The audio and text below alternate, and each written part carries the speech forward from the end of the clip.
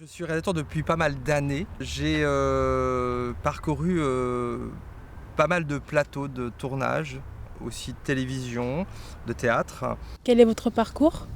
Dans notre métier, on a deux types de parcours.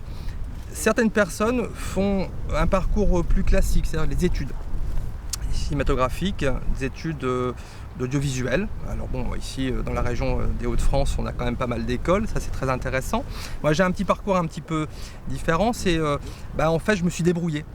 Je suis pas parti dans des études que l'on peut connaître. J'ai tout de suite travaillé au théâtre, donc naturellement j'ai fait un bac L avec une option, ce qu'on appelait à l'époque une option audiovisuelle. Voilà, j'ai passé un petit peu toute une époque de lycéen sur un petit plateau en tournage, en faisant quelques courts-métrages, d'ailleurs des courts-métrages qui m'ont permis d'avoir deux prix du scénario. Et puis par la suite, naturellement, alors soit je passais dans une école d'audiovisuel, alors j'ai été voir quelques écoles, et étonnamment ça ne m'a pas intéressé. Alors pourquoi? Parce que les écoles étaient très techniques.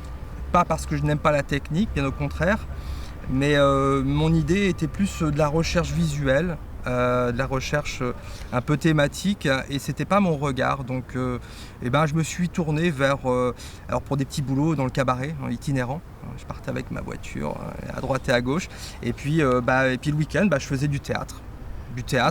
Alors pas du tout sur la scène naturellement, mais je faisais l'éclairage, je couchais l'éclairage pour avoir un visuel. Et votre parcours du coup en tant que réalisateur? Au départ on n'est pas réalisateur, il faut être très clair.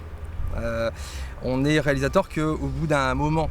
Alors, on n'est pas réalisateur au sens strict du terme, on a une confiance à un moment donné par rapport à un client, par rapport à un processus. Lorsqu'on vous appelle en tant que réalisateur, c'est parce que vous pouvez décrypter le besoin d'un client et le mettre en image. Et après, dans notre processus, les organisateurs, les producteurs vous font confiance pour diriger une mission. C'est une mission qui peut être très courte, d'une journée, voire 3-4 jours, voire un peu plus longtemps, parce qu'on passe plus de temps effectivement parfois à lire un script, un scénario, lire un conducteur. Et avec ce projet-là, en tant que créateur, on va faire appel à des compétences, c'est-à-dire des opérateurs, des cadreurs qui sont ici à côté de nous, des preneurs de son, des éclairagistes, des directeurs photos. Enfin, dans ce métier-là, il y a une multitude de personnes. Et moi, j'arrive au dernier moment et essayer de faire coordonner un petit peu, je dirais, les uns et les autres par rapport à une demande finale qui sera vue soit sur des réseaux sociaux, de plus en plus maintenant, parce qu'on est en plein malheureusement confinement encore pendant un petit peu de temps, donc on essaie de trouver des solutions. Et après, naturellement, même peut-être sur un spectacle vivant, en fait en direct, un réalisateur peut mettre en image un spectacle pour du public. On enregistre ou on n'enregistre pas.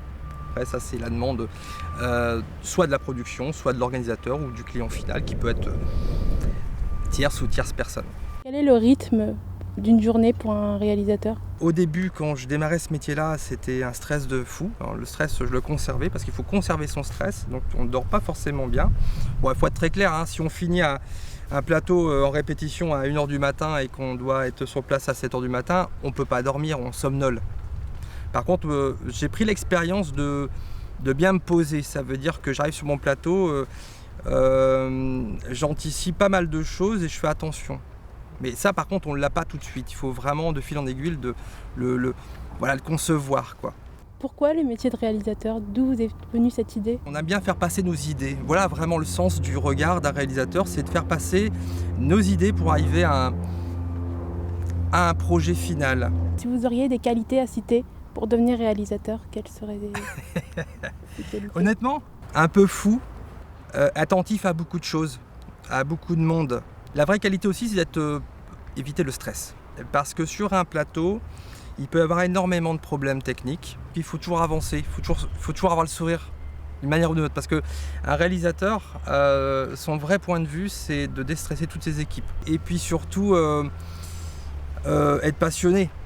Parce que si on ne l'est pas, franchement, on arrête ce métier-là. On ne pourra pas. Puis en plus, la confiance qu'on va avoir avec les uns et les autres, parce qu'on doit réunir, c'est un peu une synergie entre les opérateurs. S'ils n'ont pas confiance en moi, je ne peux pas avoir confiance en eux. Donc on doit avant tout être, je dirais, solidaire avec tout le monde.